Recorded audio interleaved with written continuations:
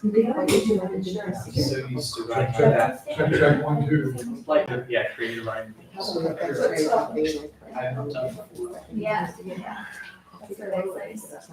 Good evening. Good evening. And welcome to the April edition of the Writers Guild Spoken Word Series. My name is Ryder, along with Kyle Kloss and Joan Hawkins, co-produced this series for the Writers Guild of Bloomington. And it's good to have everybody here on a kind of rainy April post-eclipse Thursday. We are sponsored in part by the Indiana Arts Commission, the Bloomington Arts Commission, and the Bloomington Urban Enterprise Association. The Writers Guild of Bloomington wishes to acknowledge and honor the indigenous communities native to this region and recognize that Indiana University and the city of Bloomington were built on indigenous homelands and resources. I have a few announcements to make. Third Sunday Write is a virtual place to find prompts and the company of other writers. Members visit a private Facebook page and respond to prompts that are posted monthly. You can then write or post anytime during the month and offer a response to the writing of others by sharing a readback line on their comments. For more information or to join the group, contact Shauna Ryder at shauna747@gmail.com and include Third Sunday in the subject line. Next, there is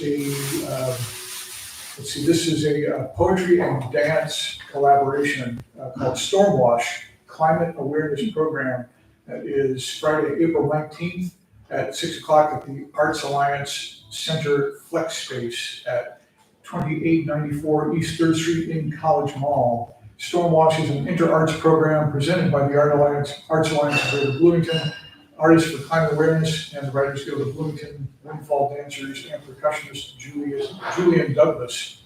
There will be performances of spoken word with expressive dance accompaniment, and Julian will provide percussive musical interludes. Stormwash Environmental Poems Anthology is forthcoming in May, late April and May, from the Grindstone. 40 poets address the climate crisis and its various effects. The Writers Guild Business Meeting, if you're into 501 not-for-profit administration, here's your event. Saturday, April 20th at 3 p.m. at the Monroe County Public Library, room 2A, as well as on Zoom. We do not talk about writing. We talk about like bank accounts and grants and that sort of thing. So, but if that's your thing, you should come. Last Sunday poetry reading and open mic will happen on April 28th at 7 o'clock at Morgenstern Books, 849 South Autumn Mall Road. Our features this month will be Patsy Ron and Rosaline Crowley. Then next month, the first Sunday Prose series will happen on Sunday, May 5th at 2 o'clock at the Juniper Gallery at 615 West Kirkwood. Featured readers there will be Jeremy Reed and Frida Love Smith. And that brings us back to right here next month on Thursday, May 9th, the Spoken Word series here at Backspace Gallery at 6 o'clock on Thursday, May 9th will be our Ryder Magazine Poetry Issue Showcase. We also co-edit the Ryder Magazine Poetry Issue that comes out every year. So there'll be a bunch of poets who can get here for that. I think there are about 20 some poets that can get here who are in the issue. I think there's about 40 poets in the issue. And that will feature music by Chris Barth. All of this info is available on our website, or you can like or follow us on X, Instagram, Facebook. Sign up for the newsletter, go to our website, sign up for the newsletter. You will be in the know. So that's enough out of me. First, I wanted to bring up our musical guest, Brendan Keller-TUBERG, is a forward-thinking bassist, composer, and educator from Canberra, Australia, armed with comprehensive experience in contemporary music making in all forms. Yes, I mean the whole thing. Brendan writes and performs music that blurs the lines between popular and art music, combining and recontextualizing innumerable genre aesthetics to create a hybridist, unclassifiable whole. Please welcome Brendan Keller-TUBERG.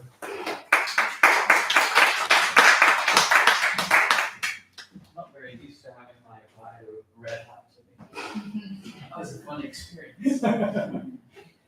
I have not played much solo bass before. I started playing piano when I was very young and then moved to this instrument because it felt much more communally engaged in that I play with other people all the time, is what I'm trying to say. So this will be an interesting experiment, but I tried to take some music that I've written for groups and apply them to a solo setting. So this first piece I'm going to have a shot at is the title is borrowed from a Joanne Kyger poem, coincidentally, and it's called Night Palace. So if you want to read text, you can look that up.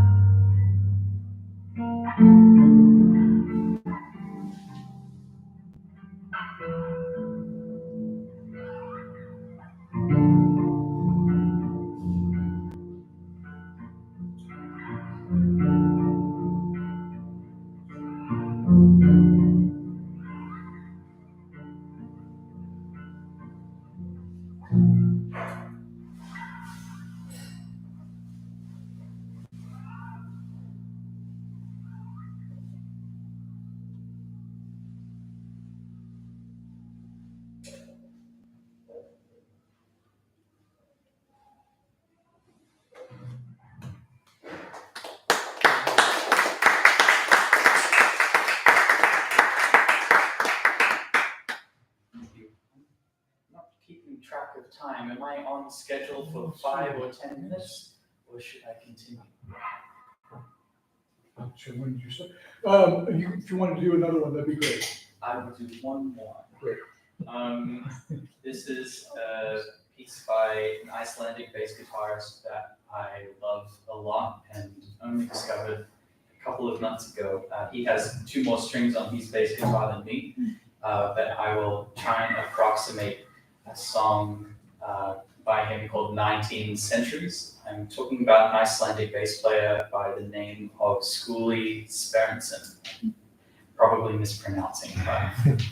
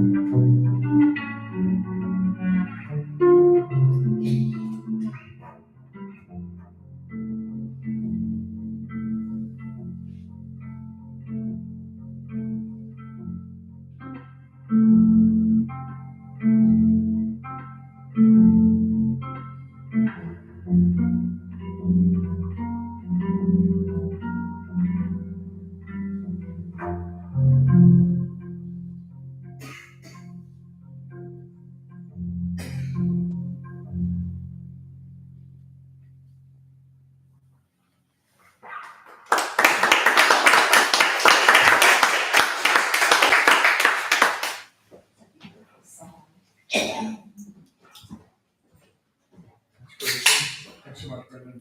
We'll get a little bit more of Brendan later on. So tonight, we are having our features this evening. We're all featured in the December-January fiction issue of Ryder magazine. We had another feature, I think, earlier this year. Is it earlier this year already? And so tonight we're having three more from the issue. And first up, I want to welcome PAULA Sunderman, PAULA Sunderman, was raised in South Texas, 7 miles from the border of Mexico. She considers Mexico her second home as she has traveled throughout the state from Monterrey to Oaxaca, including one memorable vacation touring historical sites in Yucatán. A retired Associate Professor Emerita in English and Linguistics from Mississippi State University, she returned to Bloomington, where she had earned her BA from IU. She is a docent at the Eskenazi Museum of Art and writes whenever she can. Please welcome PAULA Sunderman.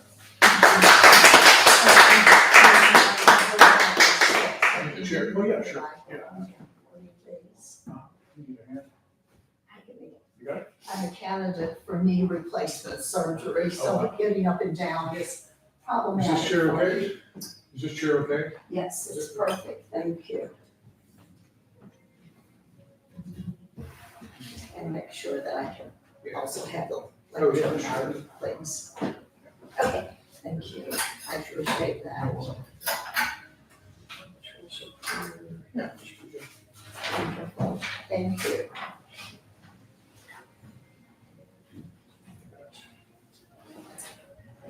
If I mispronounce, we have a native speaker here, so you can help me out.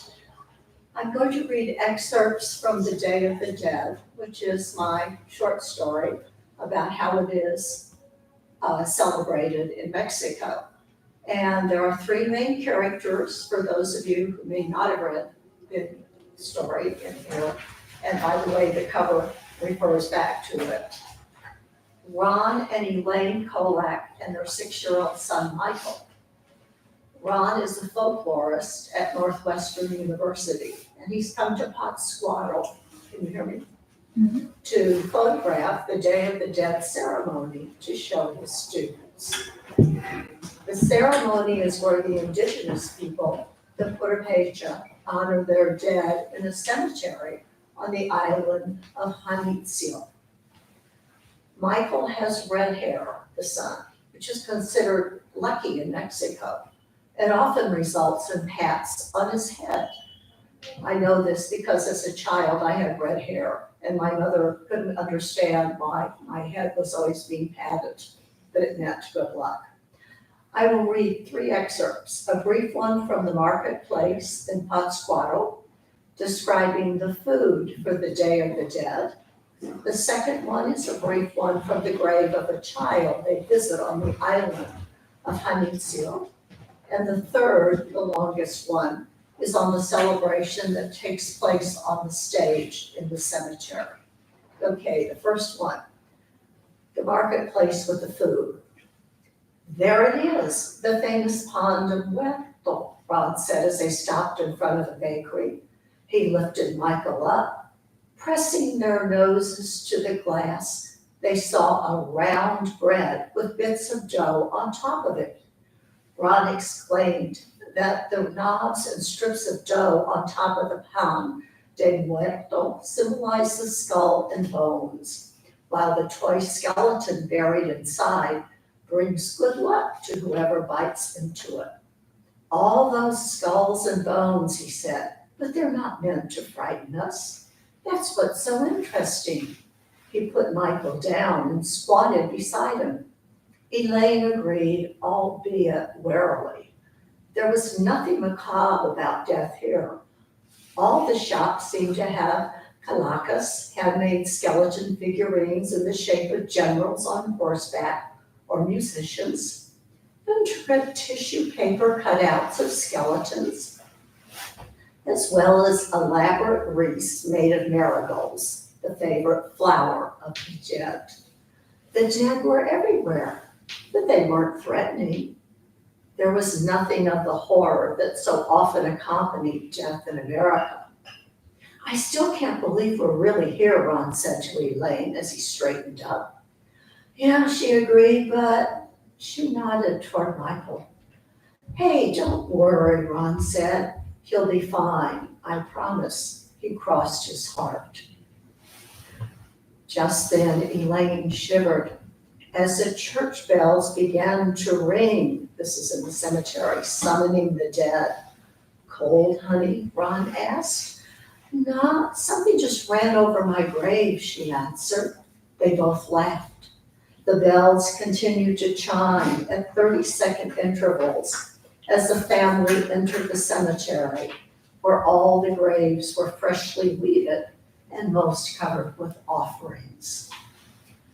And now they go to one of the graves where he's going to, with permission, take photographs. At the top of the grave, it's the one they've gone to, pictures of the departed sat under a picture of one of the saints. Elaine noticed that one of the pictures was of a small child. The father touched the picture and said, well, Angelita. Ron whispered to Elaine that November 1st was a celebration for dead children who were called angels. My God, Elaine said. She looked to Ron, who quickly looked away, then back to the photo. The little girl looked to be about Michael's age. Instinctively, she put her arm around Michael, who snuggled against her. I'm beginning to feel like an intruder, Elaine said. We're not intruders, Ron said. They've made us welcome. Yes, but it's a private celebration with their dead. And then the next scene is where the ceremony begins, and they're involved with that. So they go down, they get a sandwich, they get sandwiches, and they're sitting on a park bench in the cemetery. And all of a sudden, this voice cries out, "Niño, qué guapo." All three looked up. An elderly Puerto woman with a wrinkled face stood in front of their bench. She seemed to have materialized out of nowhere. "El rojo," she said as she patted Michael on the head. She considered him for a moment before motioning to him to come. "Venga, venga," she exclaimed in a high-pitched voice. "Hey, wait a minute," Elaine said. "It's okay," Ron said. "She just wants us to come with her. Must be something exciting." He looked at the old woman for a moment. "Let's go," he said.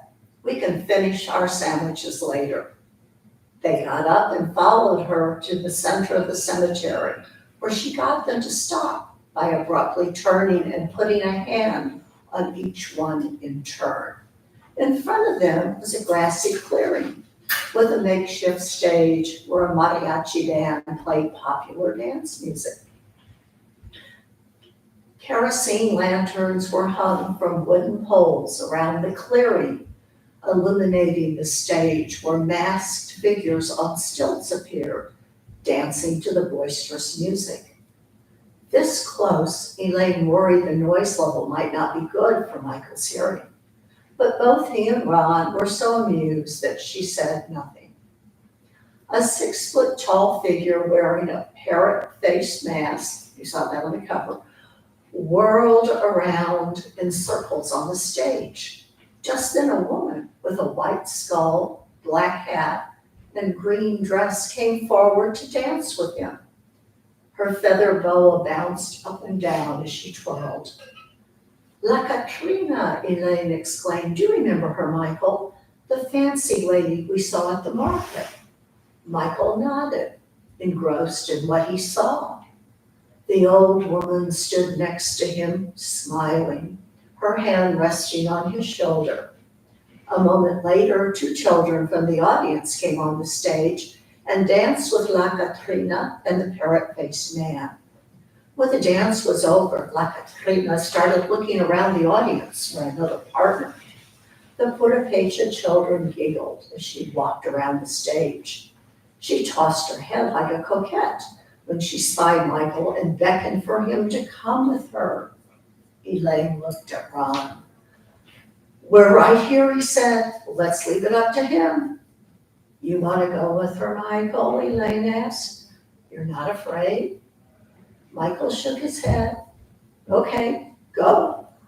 Michael walked toward La Katrina, who was wagging her finger at him and making exaggerated kissing sounds with her lips. When he reached the stage, she embraced him, then rose and twirled him around in her arms before setting him down. Hand in hand, Michael followed her through an intricate dance that took them from one end of the stage to the other. His red hair was like fire in the candlelight, and his pale skin glowed. "He looks like one of the angelitos," Ron said.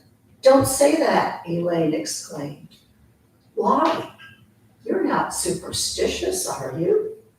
"It's not that, it's just, I don't know. It gives me the willies." Ron put his arm around her.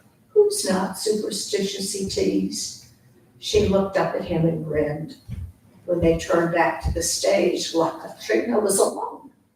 "Where's Michael?" Elaine asked, looking around her. "Probably on the other side of La Katrina," Ron reassured her. But he wasn't. The old Puerto woman was missing too.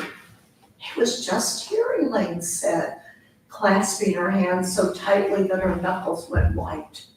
"Where's he gone?" Her voice trembled. "Where is he?" she asked Ron, then again louder, to anyone who would listen. Some Puerto-Pechos in the audience glanced or outright stared. "Shh, it's okay," Ron said. "He's got to be around. Stay here. I'll go look." At that moment, Michael reappeared on the stage in the arms of the parrot-faced man. He was smiling and waving to his parents. Elaine started forward. Wait, Ron said.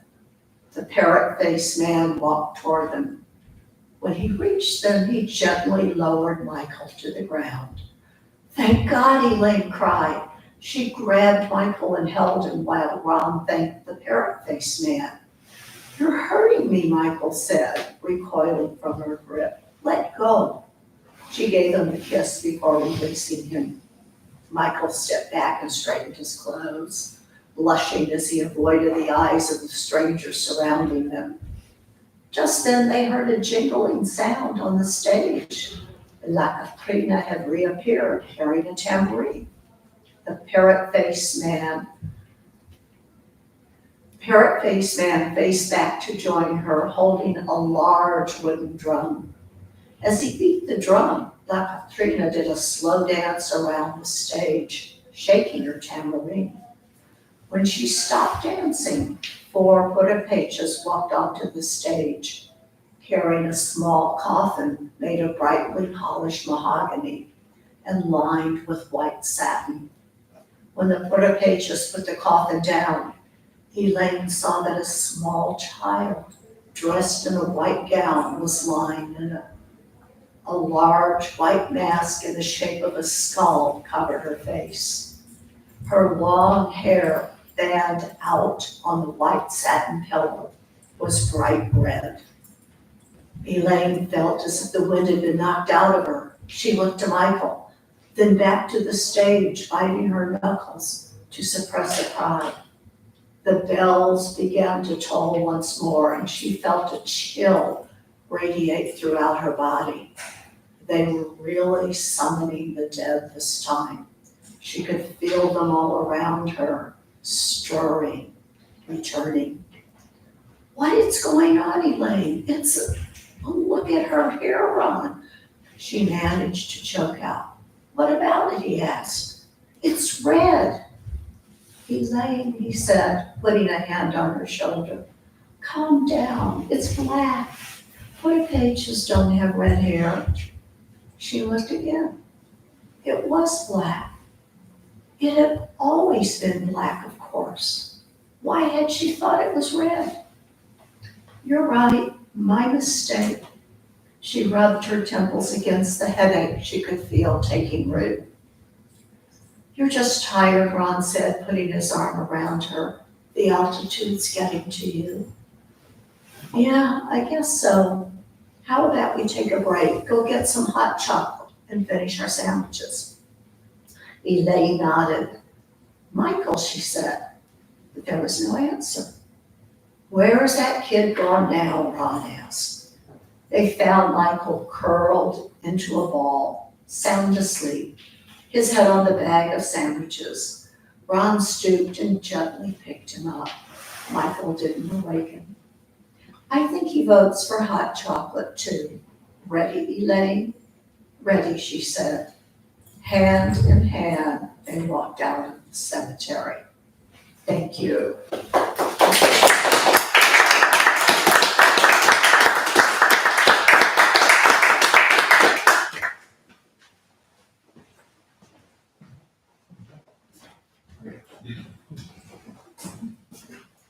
Fine, thank you.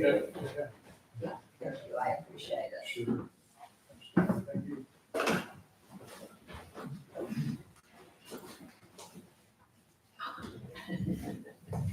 Once again, Paul Sunderman, round of applause.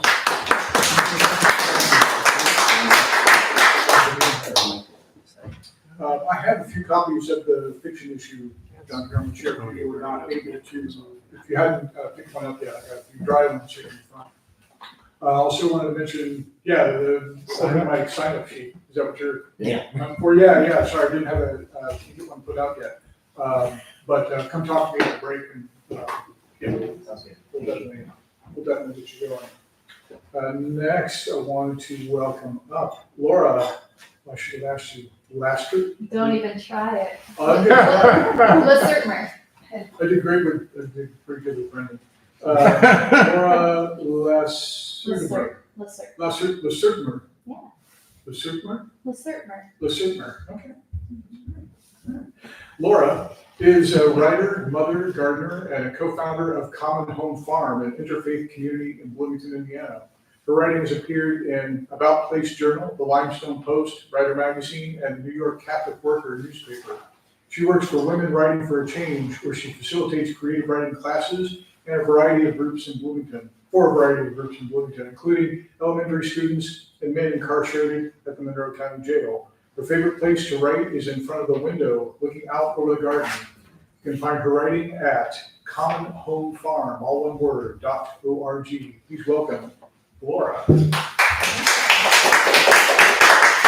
for doing that. So, right? That's great, thanks. Okay. Yeah, thanks for having me. Sure. Well, thank you all for being here. I'm excited to read this story because I feel like it is, it speaks to the weather and it speaks to the season. And, you know, when I put it out there, some people said it was a sad story, and other people said it made them happy. And to me, it's a love story. So we'll see how it hits you. A Light in the Woods. The story begins at the maple tree, the one that glows yellow beside the silver cedar. It begins deep in the ground, where the roots have spread as wide as the Mississippi at Lake Pepin. It begins where these wandering roots hit a shelf of rock and turn, traveling until a crack opens and lets them in. It's dark and moist down there. And on that cratered surface, after a deep soak of rain, the water pools between clay that cannot absorb it and limestone that will eventually let it through. It was a Monday in late April. The daffodils had already bloomed and vanished. The peony buds were pregnant with petals and beginning to ooze such sweetness that the ants were already feasting. It was the season in which the morel mushrooms, with their gentle conical tops, began emerging with intention out of the soil. On this particular Monday, in a trailer at the end of a gravel road, on a ridge in the hilly woods of southern Indiana, an old man began his day by writing a letter. He sat down at his desk, opened the window, and lifted the screen out of the way. The day was wet and foggy, and it reminded him of that time he slept in a hammock on the upper deck of a cargo boat floating down the Ucayali River in Peru. It was the green of the trees this morning, the excess moisture visible in the air, the sense that the forest was breathing as we do on a cold day when we open our mouths and a steamy white vapor rolls out. Dear Nadine, he wrote, I floated somewhere between dream and consciousness this morning. You were a young woman of 25, and I was as old as I am now. Your skin fit perfectly around your bones. You led me up a steep hill and made love to me on our red and yellow flannel blanket. Then you were gone. Before you left, you reminded me of something which I now forget. Please do let me know. Your love, Marvel. Marvel took Nadine's letter outside and over to the maple tree. He set it up in the Y of the branches and noticed the jagged shapes of sky between the leaves. He reached up and took a young leaf between his thumb and forefingers. It was so velvety, it felt wet, and he wondered, why are all new things so delicate? 2. When Marvel moved to these woods one November day 5 years ago, he was delicate with grief. It filled his abdomen and throat so that when his eye caught on Nadine's favorite book or her sister called to check on him, his breath would cease and his eyes would swell with tears. These grief attacks became so frequent that one evening, gasping and sobbing, he left their house. He packed a bag and left their house. Marvel remembered a trailer that his cousin had abandoned on the edge of the forest. He drove the steep and curving roads up and along ridges until the ache in his heart led him down Persimmon Road to a white trailer resting on stacks of cinder blocks. Bindweed and poison ivy had claimed the west side of the house, and honeysuckle choked out the view from the north. He shoved open the front door, set his bag down, and collapsed onto the musty couch, uncertain of everything except his desire to sleep. Marvel slept through his first 6 months in the woods.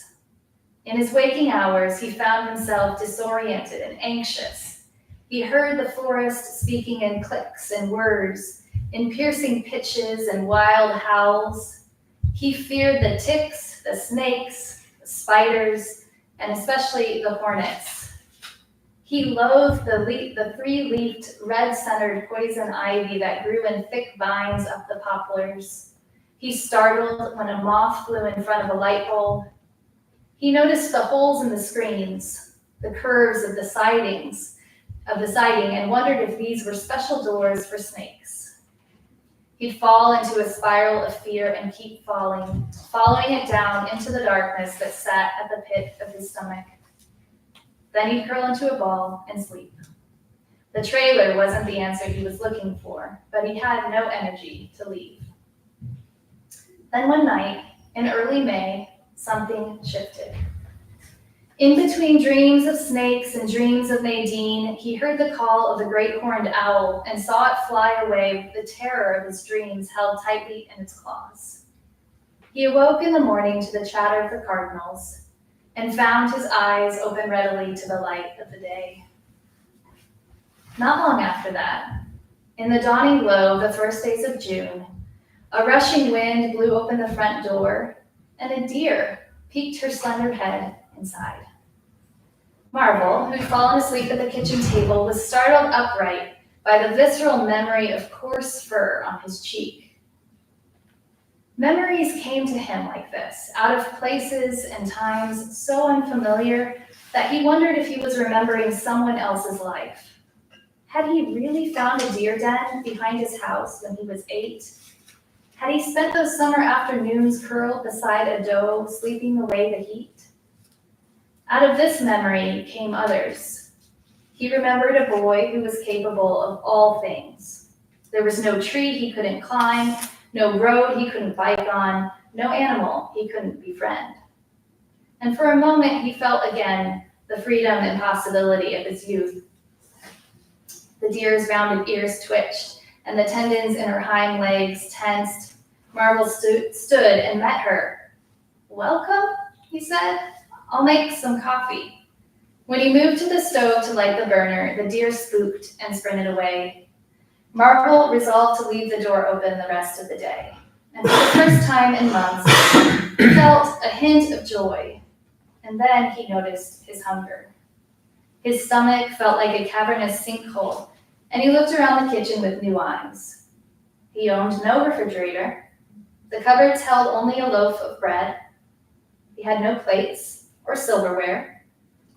So he took himself outside and walked around the yard until he spied the small heart-shaped leaf of sorrel. He plucked a leaf and savored the tart shock on his tongue. And then he spotted the purple clover flower and sucked the nectar from its feathery blossom. Marvel roamed the land in search of foods that would appease his new hunger. "Dear God," he cried when he found the frosty, thorny canes of the black raspberries laden with dark fruit.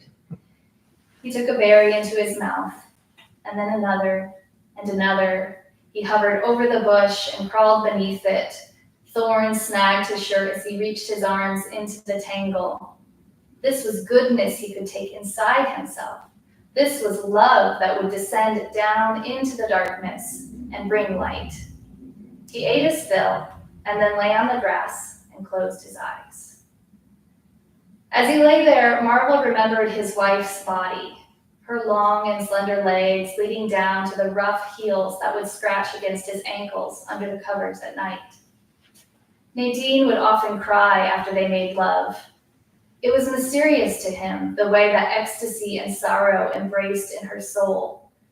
He thought of all the emotions coursing through her body like colors that ran parallel in her veins, and alongside the purple of pleasure was the burgundy of bruises that come with life. Maybe she cried for the dead fawn on the side of the road, or because her children were growing up and the fingers of their intertwined hands were beginning to loosen. He liked to think that this sadness, as particular as it was also the tenderness of the world coming through her. Marvel didn't know it, But his first summer in the woods was the summer of love. That was the erotic summer, when the sound of cicadas attracting lovers was the music he would wake to, and the rattle that would lull him to sleep. He didn't know how lucky he was to be emerging from grief. At the same time, they were tunneling up from their 17-year-old homes, letting go of the roots that had been their sustenance, crawling into the bright and arousing heat of summer. They would grow wings and learn to fly.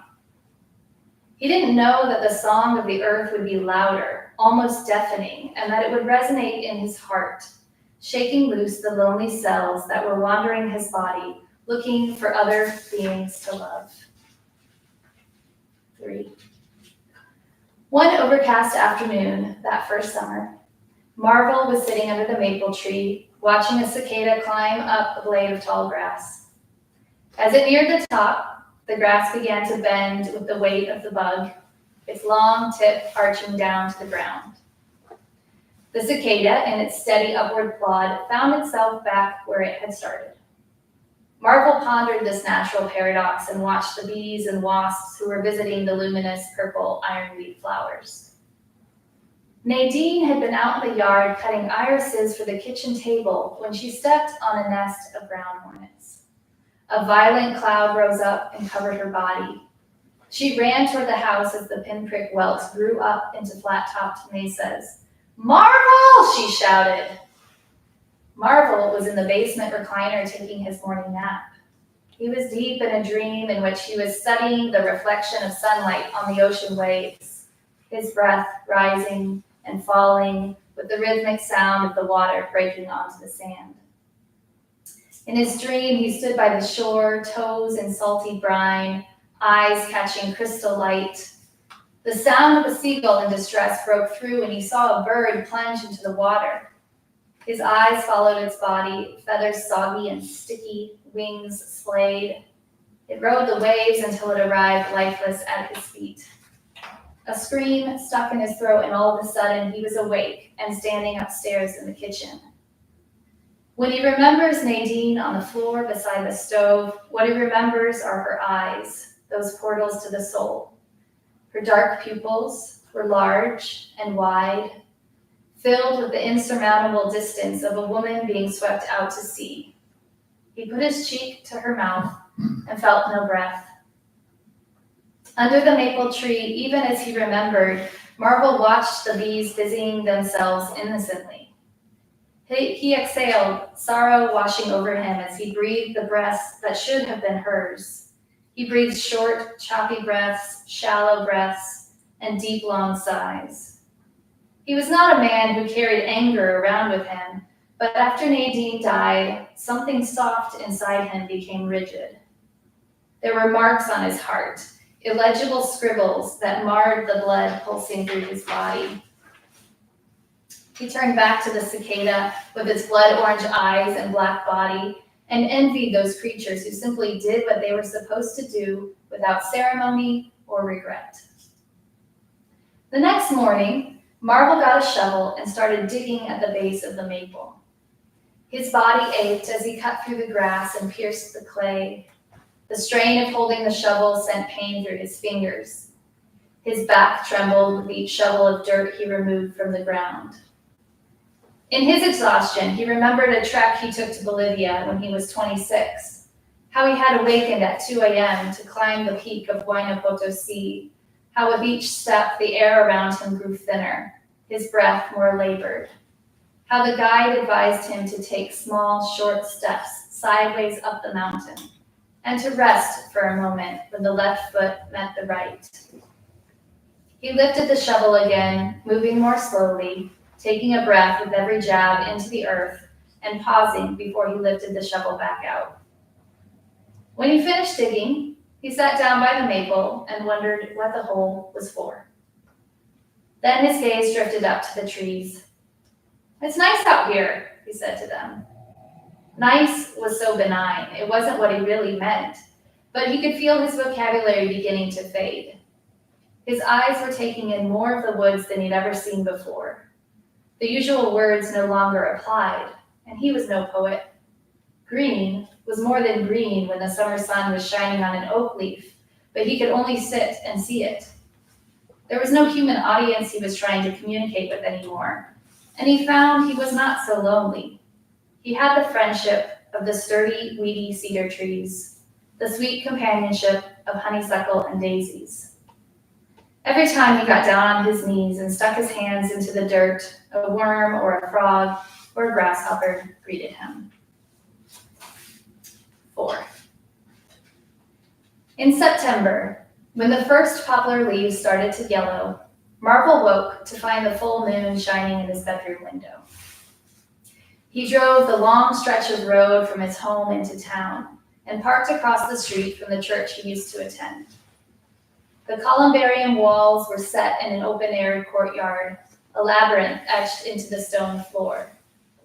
He walked those circles with his hands behind his back, his moon shadow making every turn with him. "Nadine," he said, "you must come with me." He approached her box and felt the engraved letters that etched her name and the span of years she lived on this earth. A lifetime, he said, and this is no place for eternity. He noticed 2 metal rosettes, each straddling the joint between her neighbors on the left and right, and he felt the rosette shift in his fingers. He spun it until it fell off. Marvel quickly removed the other rosette and pried open the niche. In the morning, Marvel carried Nadine to the hole beneath the maple tree. It was too big for the urn, and he found he didn't want to bury her anyway. He wanted to set her free on the breeze. Actually, he wanted none of it. What he wanted was to sit by Nadine, full-fleshed and alive. He set the urn down and lowered himself into the hole. He leaned back against the dirt and closed his eyes. The earth around him was cool, and he imagined the clay hugging him in a final embrace. He'd always hated the thought of being buried, but then he hadn't imagined that the earth could hold him so gently.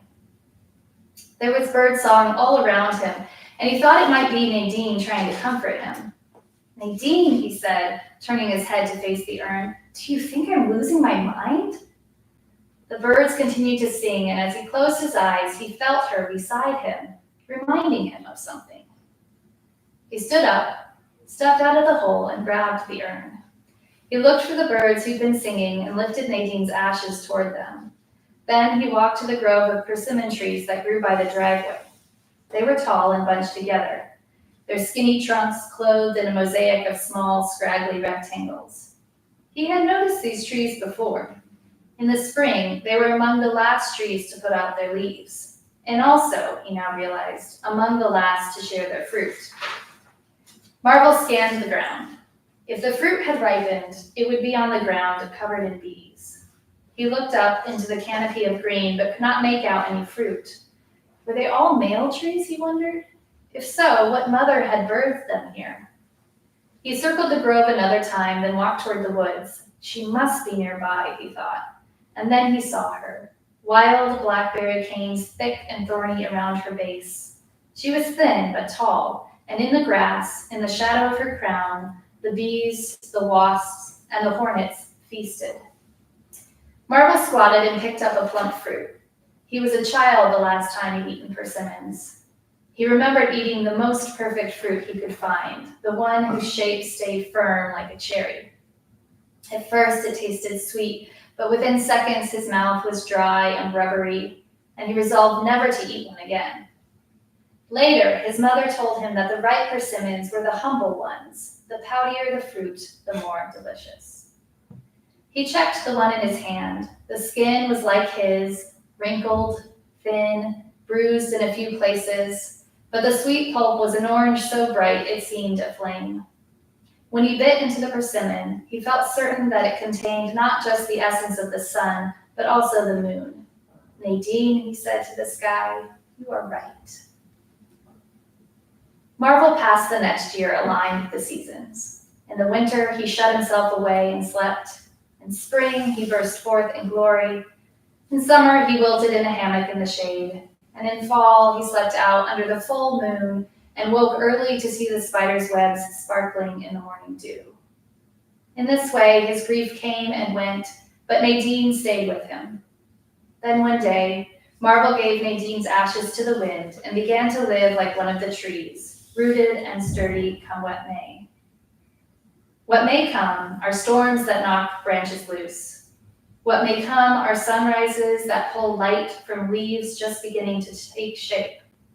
What will come in all lives, in all stories, is an ending that takes us back to where we began. Here we are now, underneath the maple tree, whose mothering roots spread wide and deep. Here we are, digging our way back through the clay and the limestone, back into the darkness and mystery, into the unanswerable questions. It's this journey, to the light and back to the dark, that compose a life. And it is this maple tree where Marble comes to rest one bright November day. His curving spine meeting the textured trunk, he leans his head back, closes his eyes against the shaded light of the morning, and passes. His last breath drifts up into the branches, and at that moment, all the yellow leaves of the maple tree let go and dance with the sapphire sky. They fall like drops of sunlight, each leaf a benediction. His feet and legs slowly disappear, and he's buried under the golden cloak of his maple. In the evening, the deer come to nuzzle his rough, worn hands, and to smell the scent of a body without a soul. They gather around him in protective slumber, in quiet mourning, and when the stable sun rises, they leave him and do not return. And Marble's body will sink, day by quiet day, into the sweet soil beneath his tree. His bones will soften, darken. They will descend past the layers of dirt and join the water that travels along the bedrock. In this stream, they will find the earth curving, sloping swiftly, and they will see the light again when they emerge out the side of a rocky ravine, holy water dangling from the emerald moss.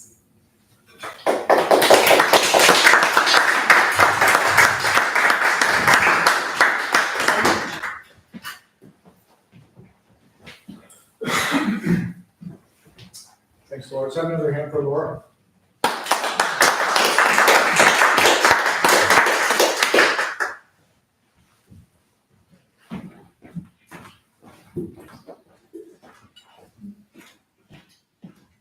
And our final feature for this evening is James Dorr. James Dorr specializes in dark fantasy horror with forays into mystery and science fiction. His The Tears of Isis was a 2013 Bram Stoker Award nominee for fiction collection, with his most recent book, Avoid Seeing a Mouse and Other Tales of the Real and Surreal, a January 24 release from Alien Buddha Press. Dorr has been a technical writer and editor on a regional magazine, a full-time nonfiction freelancer, and a semi-professional musician. He currently harbors a goth cat named Triana, and counts among his major influences Ray Bradbury, Edgar Allan Poe, Allen Ginsberg, and Bertolt Brecht. Check him out on his blog, James Dorr Ryder. That's all one word at .wordpress.com. Please welcome James Dorr.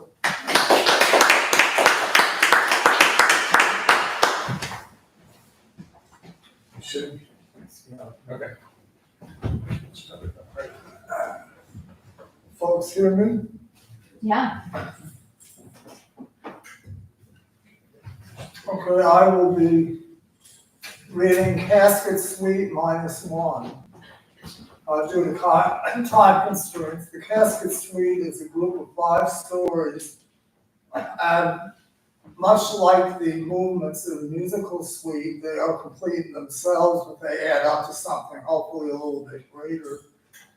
Also, like the musical analog, they do rely on a common theme, which each one will touch on. So we'll miss the first due to time constraints, but there should be no problem in keeping up with what's going on. So the first that we're not hearing is called The Flavor of the Jazz. And we now pick up the Casket Suite with part 2, A Circuit of Poe. They were the Casket Girls, Les Filles Cassettes, having come to New Orleans in 1728, turned into vampires by one of their number, the one named Aimé.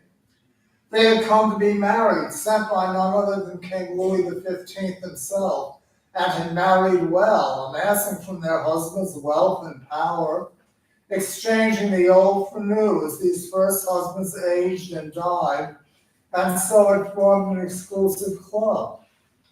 They did work for charity, founding a hospital, helping patients who suffered from bad blood, cupping as was the medical practice of the day, and never mind what happened to the blood then. And they held regular meetings among themselves in which they discussed the events of the world and other such things as they found of interest. So it was that Yvonne had returned from France from a recent visit, younger looking and rather more stylish than when she had left. This was a thing they did, going to France, then claiming now that they were their own daughters. How else to explain the perpetual youth? And having left often as a grieving widow, now back on the prowl to obtain a new husband, not to mention new riches and comfort, for if one was to be all but immortal, better to spend one's time wealthy than poor. And they spent their time learning, some of them anyway.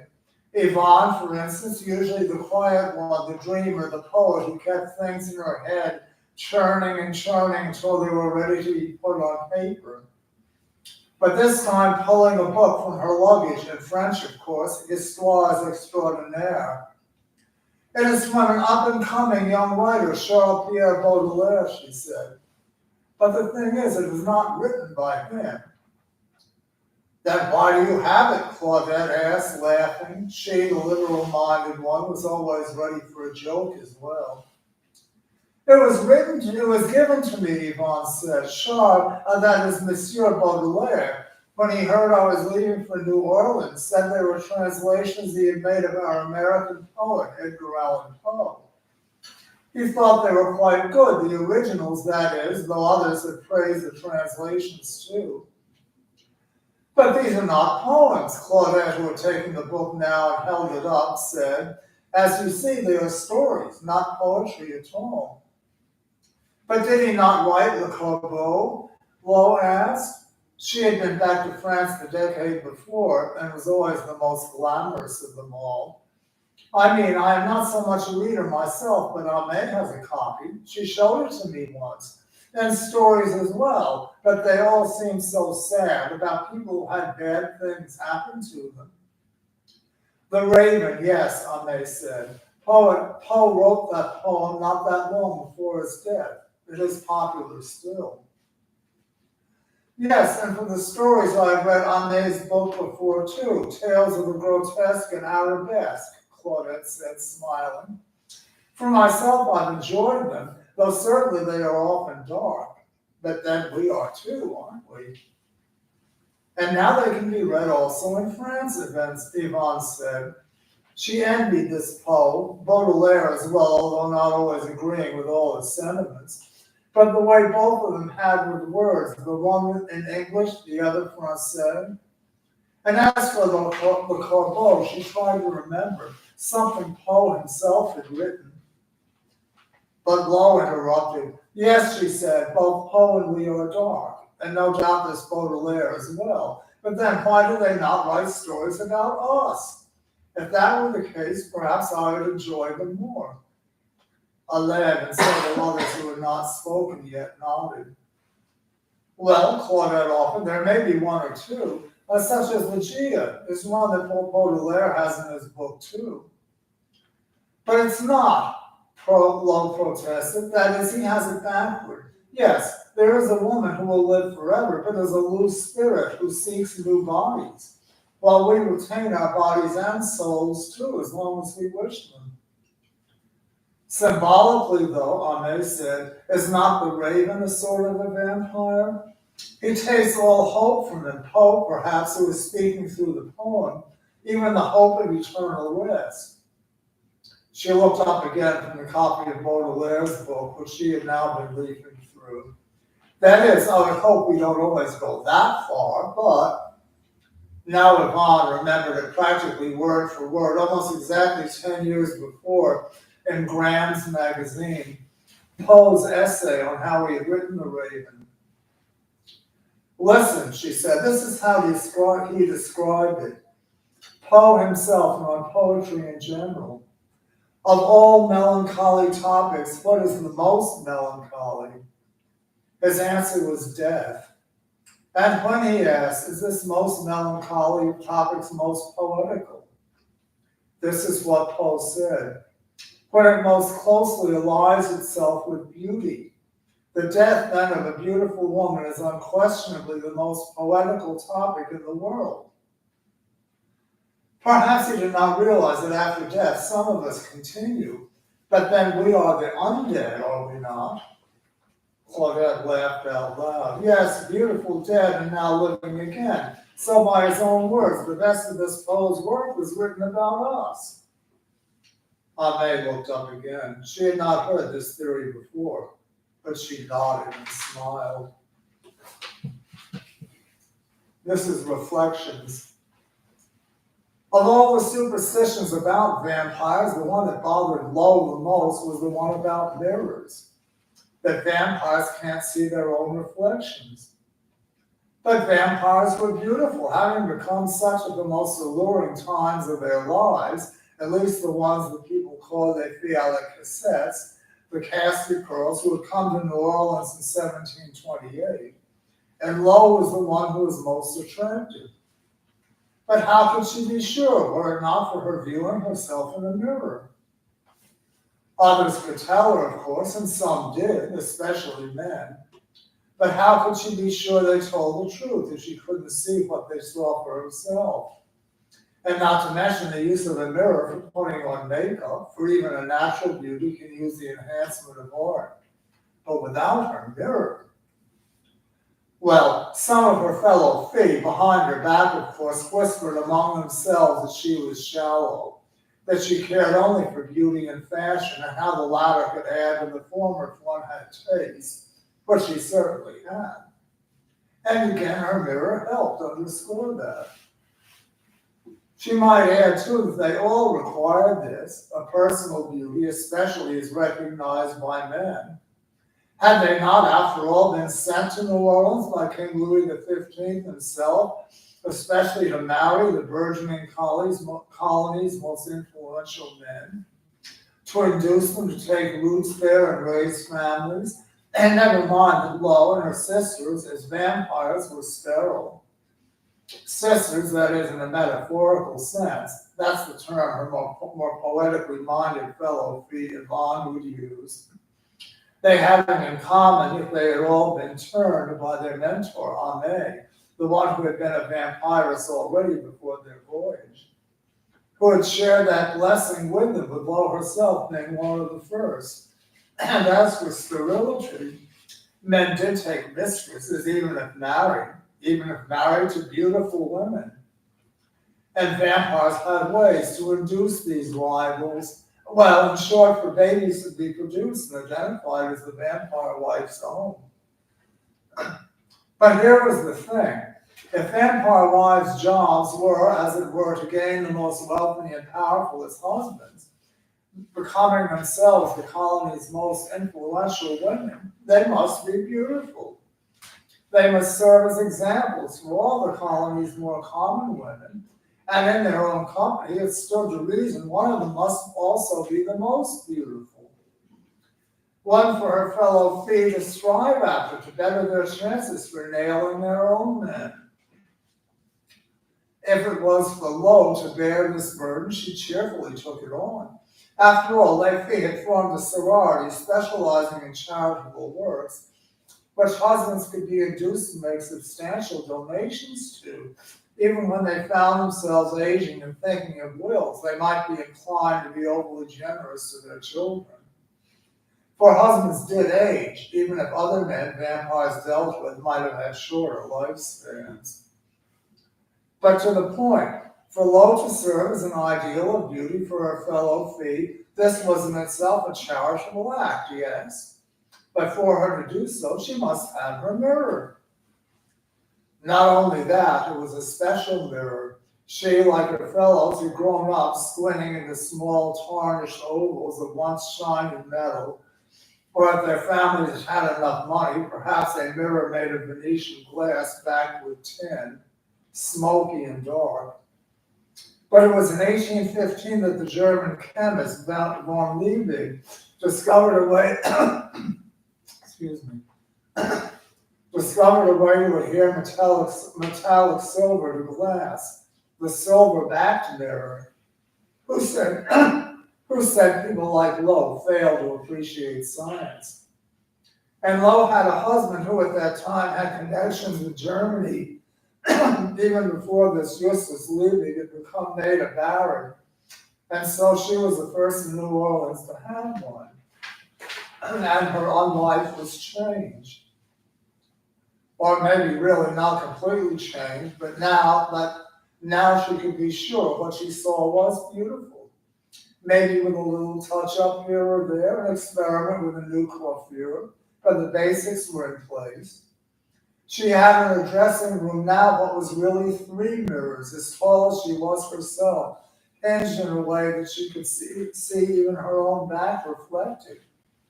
It was the ancient Greeks, was it not, who said, "Know thyself"?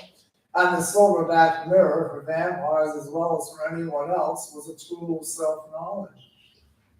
Which brought up another bête noire of hers, the superstition that vampires somehow are supposed to fear silver.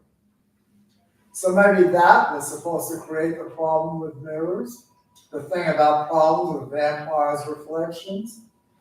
But Lowe loved mirrors, just as she loved and personified beauty, for beauty could hide things as well as reveal them.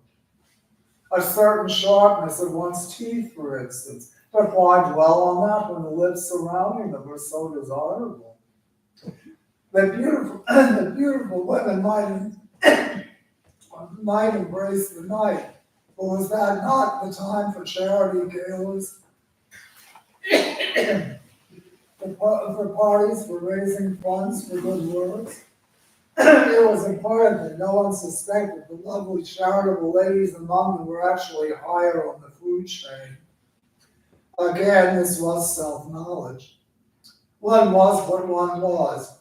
And husbands were useful for other things too, like money and luxuries, new gowns to wear for the party season, jewelry and comforts, and not just for food. One would find one's meals elsewhere. These were as well in the service of beauty, but also obtained in the first place through beauty. One's carefully tended to desirability, for which one was in part dependent on mirrors, both vampires and humans. And her fellow Fee said she was not a thinker. Excuse me, one moment, I'm going to grab my code.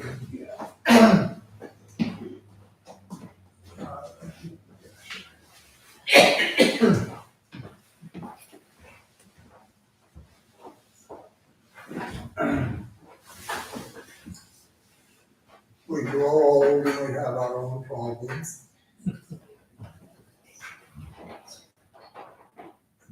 Try not to accidentally step on that as our name. Part 4 is shades of difference. Red, the color of blood, of course. It was a vampire's favorite color, but just as a French woman doesn't drink just wine, so too the Norwegian vampiresses, like V.L.A. cassettes, expressed their fondness for shades of red. Crimson, for instance, arguments ensued over whether or why it was better than scarlet. Yvonne had a special fondness for pink, her poetic mind searching for tiny variants, highlights, if one will, in the soothing paleness. Lowe preferred mauve or even maroon, but in a fashion sense, noting a contrast to her pale skin, her luxurious blonde hair. Just red, she would maintain, as vulgar, too flashy. Others agreed, though Lowe pointed out it was still delicious. And finally, what's in a name? What's in a name? Ame wondered. Well, her name, Ame, meant beloved in English, and she'd like to think that everyone loved her. but did they really? Well, she was a vampire, the first of LoPilato sets, the casket girls, the one who had been a vampire before, having had to flee those who would persecute her before she discovered the group of young women just then leaving France to go to New Orleans. That was at the orders of no less than one than King Louis XV, to found families there were the colony's most influential men, and who thus had become vampires themselves because of Aimée, to endure forever in youth and beauty, while they had been waiting to choose their husbands, as well as to found their own sisterhood with Aimée as its head, which continues today. Surely that act was deserving of love. But it doesn't explain why she had to leave France in the first place, why some had pursued her, hoping to do her harm, who one might then conclude did not love Aimée. She sighed at that. True, she did have her faults, a lack of patience at times being one of them. It was a thing she had to face, to strive if she could keep under control. Especially, she did not suffer fools well. But was that not itself a result of what should be considered a virtue? That is, her ambition, besides being loved, was to learn to better understand things, to be the opposite of a fool. Her first husband, for instance, was chosen not just because he had wealth. That was the criterion for all lady, that they had husbands be wealthy. Because in the times when they were between husbands, they liked to have means to continue their lifestyles. But back to the point that her first husband also had been a doctor by profession, as well as in his spare time as scientist, such as science was in the earlier part of the 18th century. Aimée adored science, to learn how the world worked, to learn about stars and such things that weren't fool things, like how the earth went around the sun and not the other way around, no matter what it looked like from the ground, or what happens when chemicals are mixed together. She liked as well to learn the customs of different people in places other than France and New Orleans, and even religion, although it was those who professed religion who often were the most prejudiced against vampires. She could not understand that yes, these were the ones who in France had pursued her, who even destroyed several of her companions with hammers and stakes driven through their hearts. And yet, if they truly believed in God, the creator of vampires as well as people, should they not then extol vampires instead? Sure, perhaps on occasion a human or someone a human had known might have had a bad experience with a vampire sometime in the past. There was, after all, the blood thing. But that was no excuse. It was not the fault of vampires that God in his wisdom had put blood in people. Blood that vampires required to live. Did cows and chickens, for instance, blame people because of God's making them out of meat? But yes, there it was. There was a case that some people were bigots. And Aimée, most of all, should realize that one cannot reason with bigots.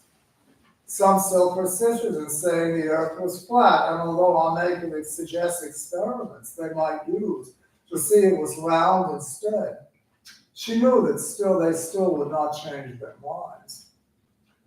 And that was something Aimée had to cope with, to make rules, for instance, for one's fellow filles, to keep their vampirism a secret, lest they be persecuted as well. To not tell one's husband, but also not to use him as a blood source, rather to fake one's own parallel aging as he lived his life out, and then as a widow to go back to France, only to return some months later in the guise of one's own daughter, having been sent to France as an infant for one's education. To try not to kill people except when needed. But then were they given credit for that, for showing restraint even when it might be an inconvenience? Of course, in that case, restraint was a virtue and it helped keep their existence a secret.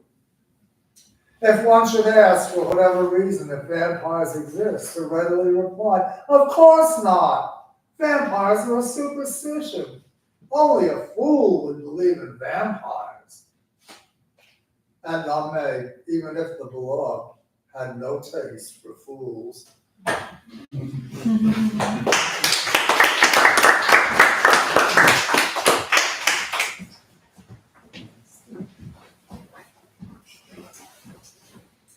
So another hand for James Dormer. And I think now we'll have another musical interlude with our musical guest, Brendan.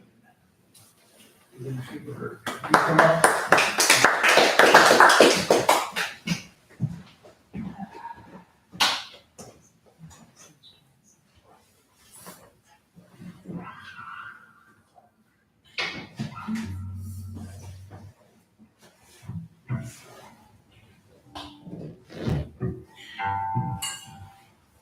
Okay. I'm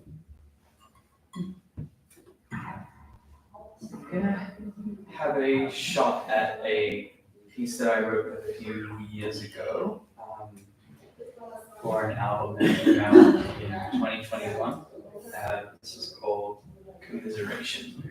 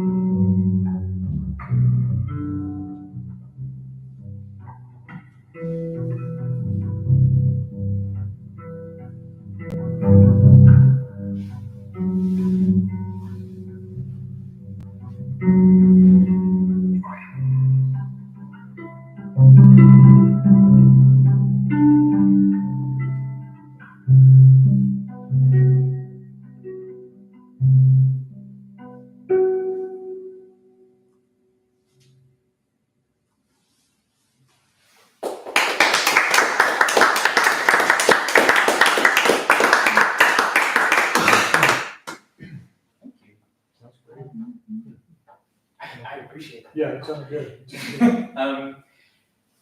Yeah, okay, I'm thinking about, I'm gonna play one more, just a quick one. This is another one that is not by me, but by one of the best piano trios of the last 20 years or so. This is a group called the Esbjorn Svensson Trio, very popular in Europe, less popular, at least among the jazz department in Bloomington here. This is a lovely little ballad by them called Believe the Left Below.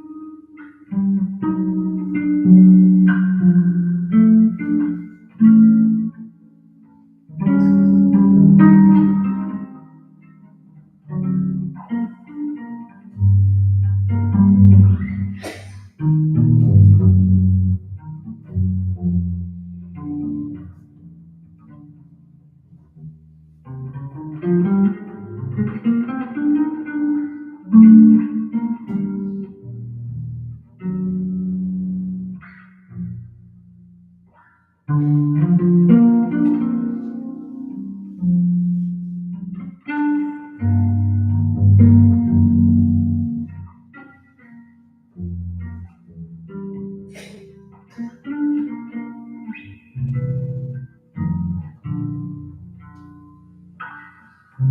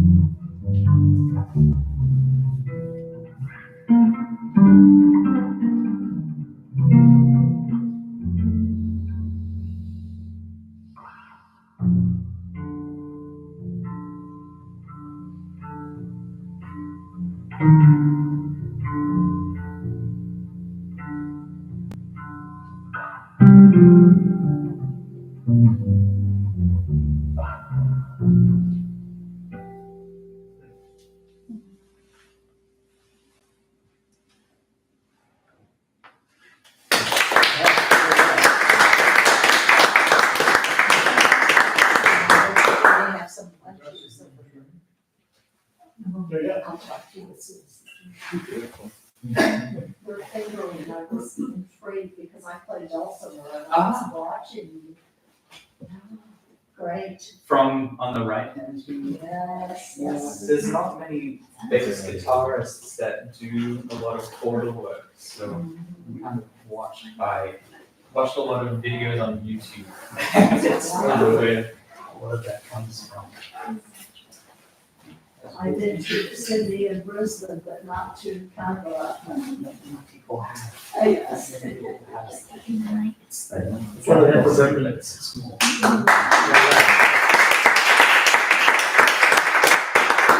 So we're gonna move right into the open mic. If I know you're interested, is anyone else interested in reading in the open mic this evening? Anyone else have? I really am going to have to leave shortly Okay. if you don't mind. Sure, oh, no, yeah, so you can, thank you so much So for doing much. this.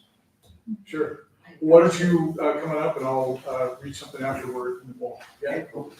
Sure, go ahead and introduce yourself. Grab something and then Here's what we have. come out here.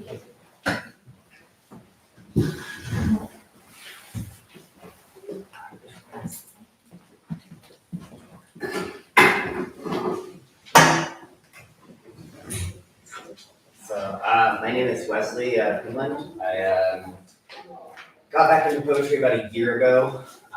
It's something that got me through my teenage years, and then I kind of lost it doing adult things, and then rediscovered my poetry blog that I started writing when I was 16 and got back into it. So, and I've been doing some of the prompts that I've really liked the last little bit. So I'm gonna read. I'm gonna read this one, it's fun. It's called an ode. Thank you. I never thought I'd give you this much thought, that I cannot wait to be inside you the moment I slip out. You're the first thing I think of when I wake up. A mental countdown starts, ticking, for me to slip right back in. There's nothing special about you. You're ordinary. Hell, half the time you're not even clean. But I would spend 3 days with you dirty over any other joy in my life. You are my release, the first relaxed breath I take as I shed my day and dip myself toe first into your holes. I pull you onto me, over me, and my whole existence is comforted in your arms. I'm swallowed in a cavernous warmth under your hood, cuddled up with poetry. Nothing beats putting on pajamas.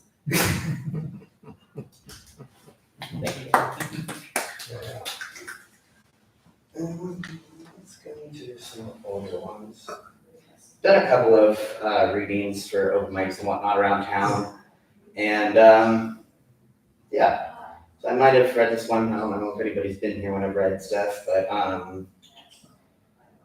this one is down the west. This one's called Mutants and Me. I was grown when I realized my love for the underdog was homoerotic. I viewed mutants my whole life as something exotic, a dire obsession that left me some type of neurotic, a sliver of queerdom with a byproduct. Mutants weren't made for this world, they fought it. Scratch that, the world wasn't made for them. Fought to live and told it was a sin. That sounds familiar. A parallel between me and Wolverine to the naked eyes of seeing my jealousy of turtle brothers left me green. A whole school of freaks like me would be a dream, but I didn't get the privilege to grow up in the sewers. My queerness was at the forefront for all of my viewers. I still held on to my mutation, my secret identity to my self-hatred foundation. The world was not made for us mutants. After all these years, they'll treat us like pollutants. We have to risk our lives to save humanity, and the toll that takes is the price of our sanity. But hey, at least for now, they're standing me. Next week, they'll probably abandon me. Get on television and talk about LGBT calamity, mutations and abominations splitting the nation. A rat dad would have been better than a father that was so hateful. Told me my mutation was a crazy thought of the unfaithful, that I should pray and take medication. I mistook this for love and dedication. Only now I realize I was an experimentation. Drained that mutation like a cheap gas station. Years of cars lining up to pump my unleaded identification, siphoning off the last of my God's creation. After an entire decade of fueling others to like me, adamantium ripped through my weak body. A rage so strong that nothing could stop me. Cause extracted, mutation enacted, self-hatred extracted. Let them know what the fact is, what their draining impacted. That scene where our hero finds their power. My mutation no longer a personality prowler. I had the choice to be hate or love. Comic book heroes would choose to rise above. The choice is not as simple as it seems. It is hard to face the hatred of the extremes. Words so painful they take years off your lifespan. But I look at humanity and try to see the good that I can. Turtles and X-Men showed me the world is not fair, that you will be demonized, dehumanized for just breathing air. But kindness can cause a change of the heart. It may be small, but for me, it's a very good start. I don't know how many I'm allowed to read.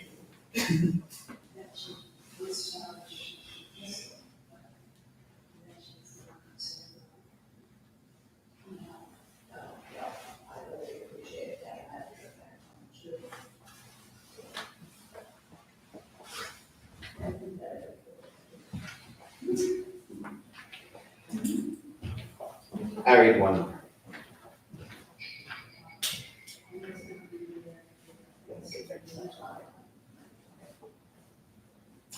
This one was, the prompt was write about a fact that you cannot forget.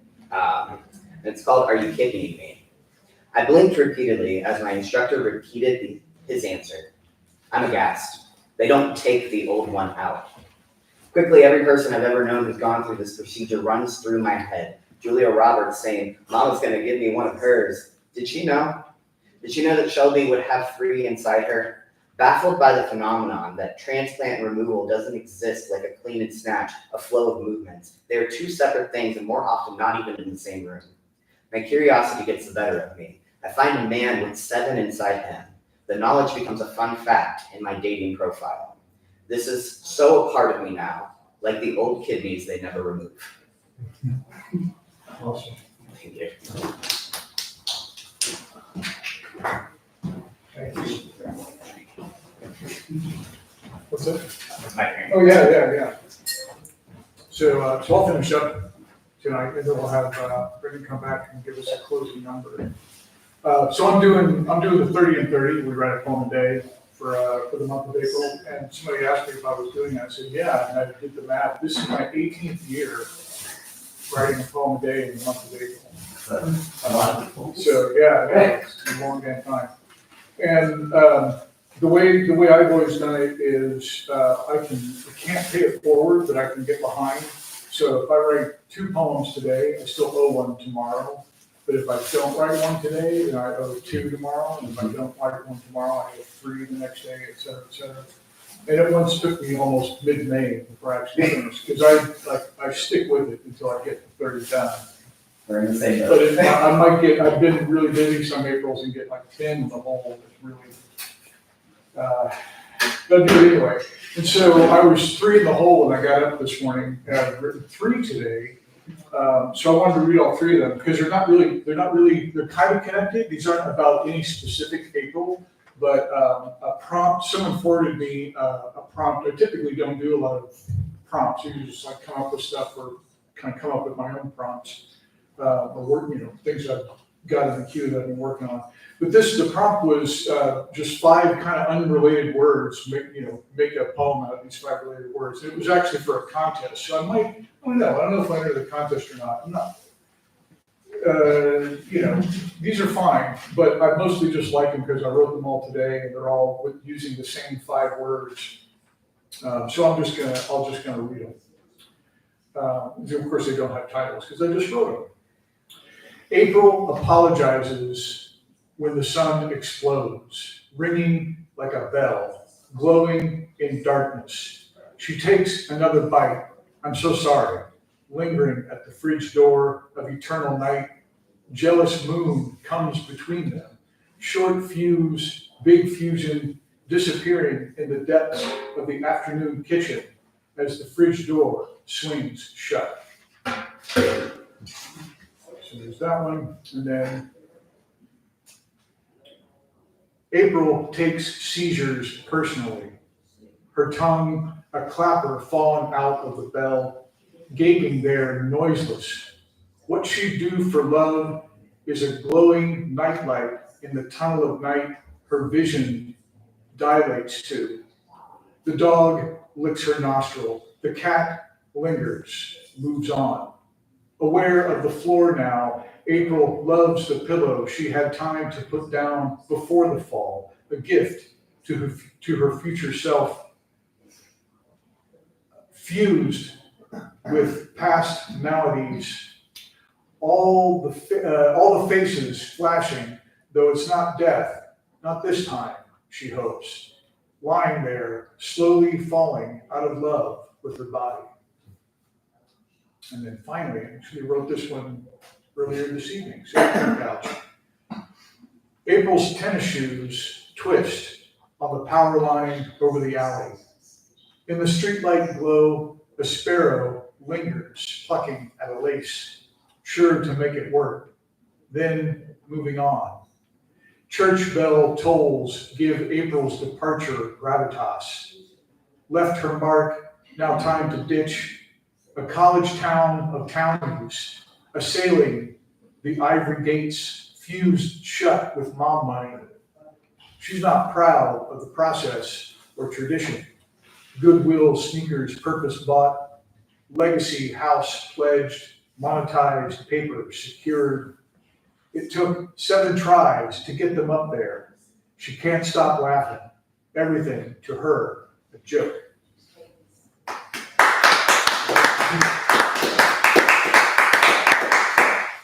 Brendan, why don't you come back up and give us a final piece, if you would. Thank you. Was. Take us home, Brendan. Was that? Take us home. Thank you, yeah. so In the spirit of playing something very new, Yeah. I'll play also.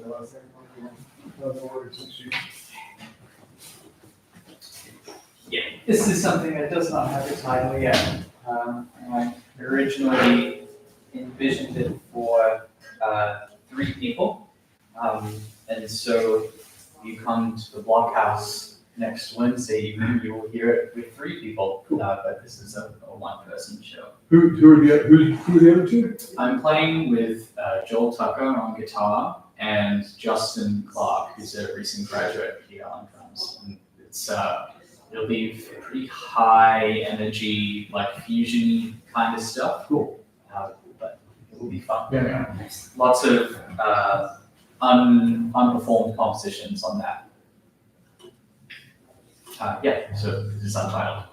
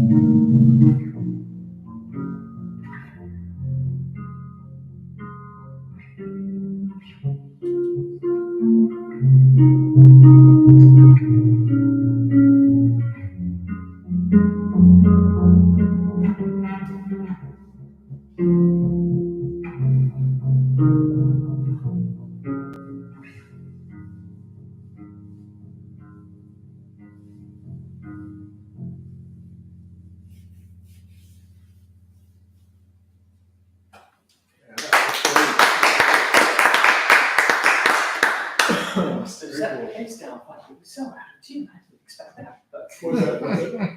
I must have just like knocked the tune pegs as I put it down. The like two middles like Oh, so down, yeah, notes were out of tune. I was like, ah.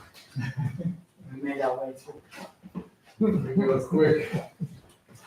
Out for the stream, thank you all for being here, thank you all for coming, thanks to our features, our second feature from the Ryder poetry issue, as well as Brendan KELLER-TUBERG. Thank you for being our musical guest this evening. Thank you all for coming, we'll see you next month on Thursday, May 9th. Thank you all and good evening.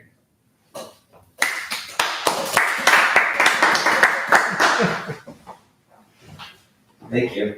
Thank you, thanks for coming. Yeah, sure. Is